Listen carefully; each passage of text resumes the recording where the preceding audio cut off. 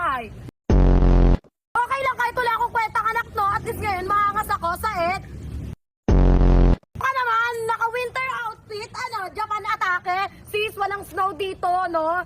Pangasinan to, hindi Japan!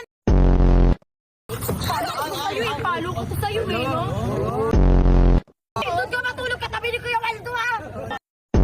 Ampun lang ata!